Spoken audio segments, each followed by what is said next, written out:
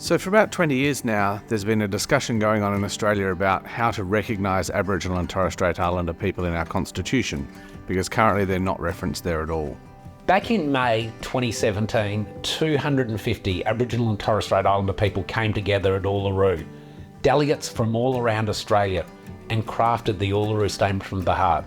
One of the most important and I think beautifully written pieces of work which Australia's ever produced. And one of their key requests was that there be a voice to Parliament and the executive government. So if the referendum is successful, it will insert a new Section 129 into the Australian Constitution. This will provide for a voice for Aboriginal and Torres Strait Islander people that can make representations to the Parliament and to the executive government.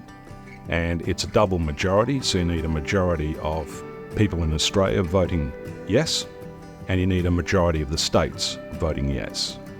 If the referendum passes, then there'll be a period of time with both sides of government, with input from all stakeholders, will determine the mechanics of the voice.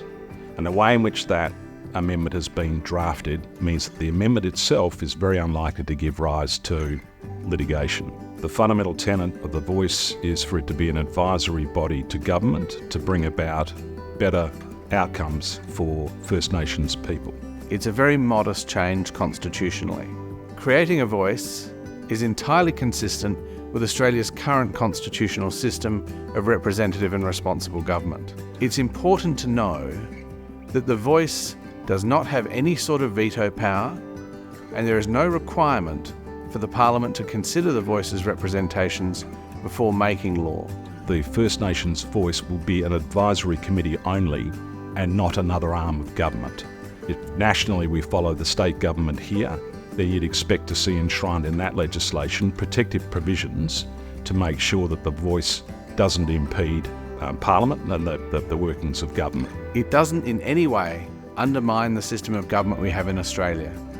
It simply means that Aboriginal and Torres Strait Islander people will have a voice so that their concerns and their views can be taken into account when Parliament and members of the executive government make their decisions about how to govern Australia. No one has anything to lose. No one will have anything taken away from them. The voice will have most impact where it desperately needs to have impact. Our mythology around who we are as a race, the fact that we give everybody a fair go and we don't leave people behind, is very much part of the Australian character, and it defines Australians.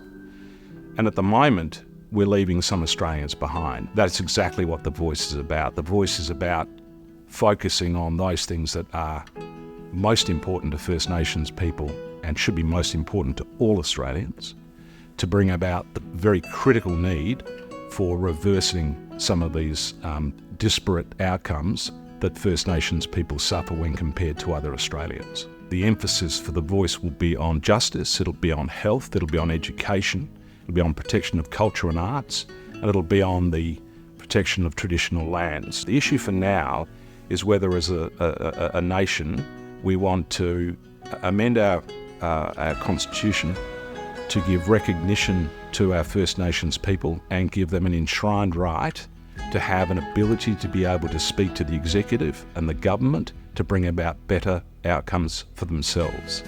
Quite simply, it's Aboriginal and Torres Strait Islander people having more of a say in the decisions that affect their lives. It couldn't be more simple than that.